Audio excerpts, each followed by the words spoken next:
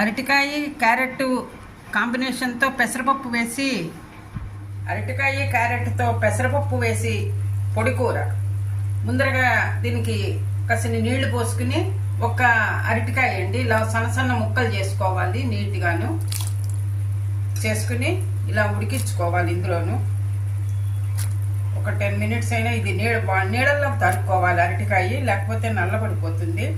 అందుకని కాస్త నీళ్ళల్లోకి తడుపుకోవాలి.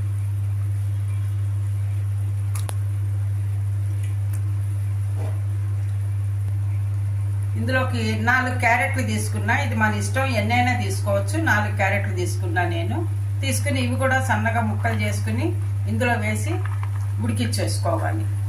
ఇది ఒక 10 minutes మనం ఇలా కుక్ చేసుకుంటే సరిపోతుంది. ఎందుకంటే క్యారెట్ తొందరగా ఉడుకుతుంది, అరటికాయ తొందరగా ఉడుకుతుంది. మనం మూత పెట్టుకుని ఒక 10 minutes కుక్ చేసుకోవాలి. మీడియం ఫ్లేమ్లో పెట్టుకోవాలి స్టవ్ను కూడాను. మరి హై కూరకి పోపు వేసుకోవాలి. దీనికి ఒక 2 స్పూన్లు నూనె, ఒక స్పూన్ మినపప్పు,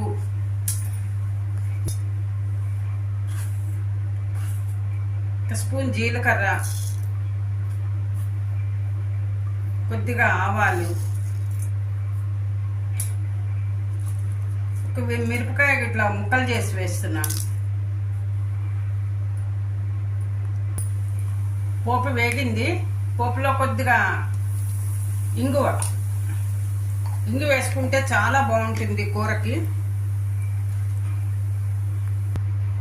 చీలికలుగా కట్ చేసిన 3 పచ్చిమిరపకాయలు,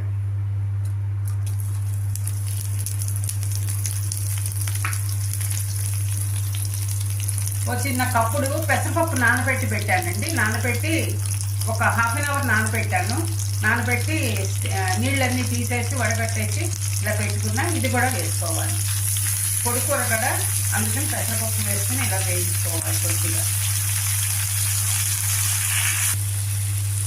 పెసరపప్పు కూడా కొద్దిగా వేగింది నూనెలో, నేను పోపులోను. ఇప్పుడు మనం ముందరగా ఉడికించాం కదా అరటికాయ ముక్కలు, క్యారెట్ ముక్కలు, ఇలా నీళ్లు లేకుండా నీళ్లు కూడా స్ట్రెయిన్ చేసేసి పెట్టేశాను. ఉడికిన ముక్కలు ఇది కూడా వేసుకోవాలి ఇందులోను.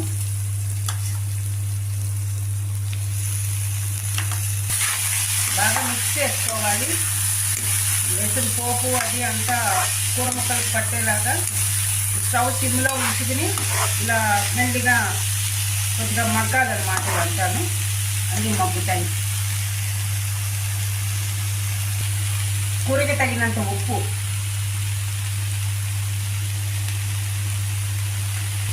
కొద్దిగా పసుపు,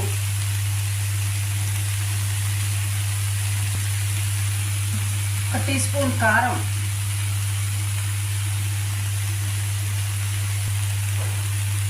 ధనియాల పొడి ఓ స్పూను, జీరా పొడి.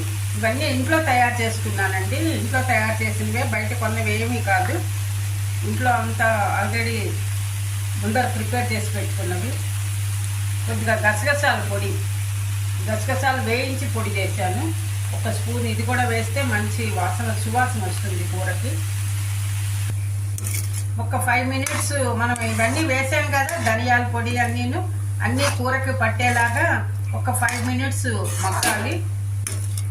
ఇలా మగ్గితే కూర రెడీ అయిపోతుంది. కూర రెడీ అయింది. అరటికాయ క్యారెట్ పెసరపప్పుతో కాంబినేషన్తో చాలా రుచిగా ఉంటుంది. మనం కొద్దిగా దీనిపైన కరివేపాకు, కొద్దిగా కొత్తిమీర వేసుకుని గార్నిష్ చేసుకుని మిక్స్ చేసుకుని వేసుకుంటే కలుపుకుంటే కనుక రైస్లోకి చాలా బాగుంటుంది కూర. మనం సర్వింగ్ బౌల్లోకి తీసేసుకోవటమేనండి.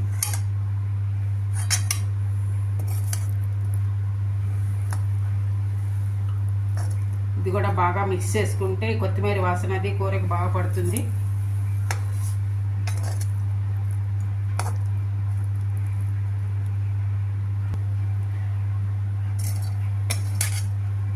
ఇలా సర్వింగ్ బౌల్లోకి వేసేసుకుంటే వేడివేడిగా కూర చాలా రుచిగా ఉంటుంది.